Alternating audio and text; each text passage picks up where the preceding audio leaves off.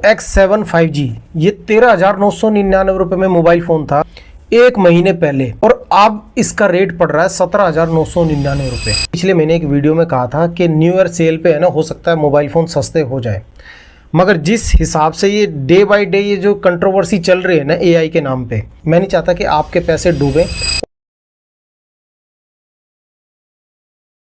नमस्कार दोस्तों, मेरा नाम है बिट्टू और आप देख रहे हैं टेक्निकल बिट्टू फोन। पिछली वीडियो को प्यार देने के लिए बहुत बहुत शुक्रिया आपका।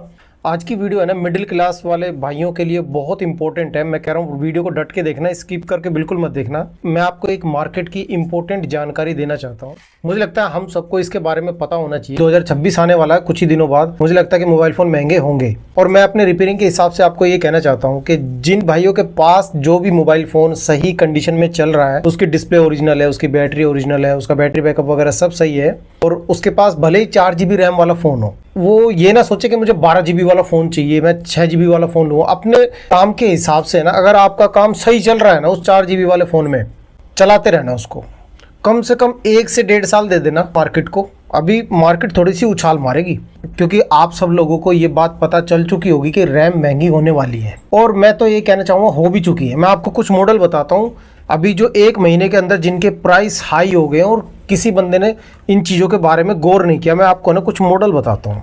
देखिए, जैसे कि पोको का F6 था, ये 3-4 दिन पहले ही 18,999 रुपये का था। ये 1,000 रुपये इस पर बढ़ गए, 19,999 रुपये का हो गया आज। इससे पीछे चलते हैं, पोको X7 5G ये 13,999 रुपये में मोबाइल फ़ोन था एक महीने पहले, और अब इसका रेट पड़ रहा है 17,999 रुपये। पूरे 5-5.5 हज़ार रुपये इन लोगों ने इस पर बढ़ा दिए।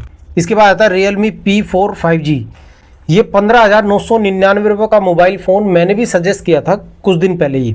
एक महीने पहले का प्राइस था वो, आज के टाइम पे इसका प्राइस है 18,499 रुपये। और Realme P3 Pro ये आज मिल रहा है 18,999 रुपये का, जो कि 2 महीने पहले मिल रहा था 14,999 रुपये का। और Realme 13 Pro 19,199 रुपये का अभी के टाइम पे है। ये 18,500 में मिल रहा था 10 दिन पहले।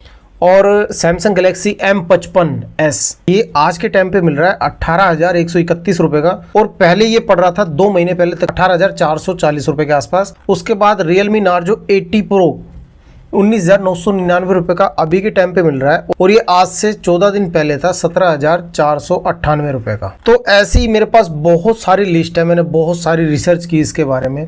देखिए, मैं आपको कुछ छोटी मोटी जानकारी देना चाहता हूँ। पहले तो मैं ये बता दूं भाई, मैं आपको डराना बिल्कुल नहीं चाहता, मैं कुछ छुपाना भी नहीं चाहता। मैंने आज से 1 महीने पहले एक वीडियो बनाई थी माइक्रोन कंपनी के ऊपर, है ना।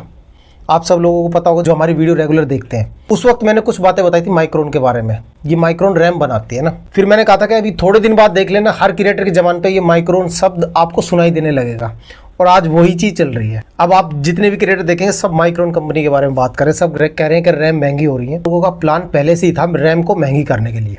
देखिए, रैम 3 कंपनियां बनाती है, बड़ी बड़ी कंपनियां बता देता हूँ आपको। एक हो गई माइक्रोन कंपनी, ये भी रैम बनाती है। एक सैमसंग, ये भी बड़ी कंपनी, ये भी रैम बनाती है। इन लोगों ने क्या गेम खेला है मैं आपको क्लियर करके समझा देता हूँ। देखिए, AI का नाम आप सबने सुना ही होगा, आर्टिफिशियल इंटेलिजेंट, है ना। कोई भी प्रॉम्प्ट जब चैट GPT पे डालते हैं ना, तो उसका जवाब देने के लिए ना रैम बहुत ज्यादा लगती है। मतलब AI कंपनी को है ना सबसे ज्यादा रैम की जरूरत पड़ रही है आज के टाइम पे, और वो क्या कर रही है कि वो बल्क में खरीद रही है इन तीनों कंपनियों से। अब ये तीनों कंपनियां कह रही हैं कि वो बल्क में खरीद रहा है, हम इसीलिए सारी रैम उसको देंगे, क्योंकि AI का टाइम चल रहा है। किसी भी चीज़ का ट्रेंड चलता है ना दुनिया में, तो सब पूरी दुनिया उसको फॉलो करने लग जाती है।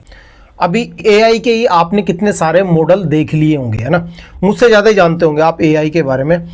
तो कहने का मतलब ये है कि ये जो 3 बड़ी कंपनियां हैं, इन्होंने छोटी मोटी कंपनियों को रैम देना, या कह सकते हैं सप्लाई करना, कम कर दिया है। जब किसी चीज़ की सप्लाई कम हो जाती है ना, तो फिर वो चीज़ महंगी बिकने लगती है मार्केट में। अभी 2 हफ्ते पहले की बात मैं आपको बताऊं तो दिल्ली के नेहरू प्लेस गया मैं सिस्टम को अपग्रेड करने के लिए। मैंने सोचा एडिटिंग के लिए थोड़ा बहुत सिस्टम को अपग्रेड किया जाए। यकीन मानना दोस्तों, मैं भी आप ही की तरह एक मिडिल क्लास हूँ। मेरी हिम्मत नहीं बनी कि मैं अपने PC को अपग्रेड कर लूँ, क्योंकि जहाँ मैं अपना बजट 15-20 हज़ार रुपये का बना के गया था ना, वो मुझे पड़ रहा था 40 हज़ार रुपये के आसपास। उसमें भी है ना मेरे को संतुष्टि नहीं हो रही थी, इतना महंगा सिस्टम पड़ रहा है ये कुछ ही दिनों में। तो रैम की कमी के चलते है ना मोबाइल फ़ोन आगे जाके महंगे होंगे।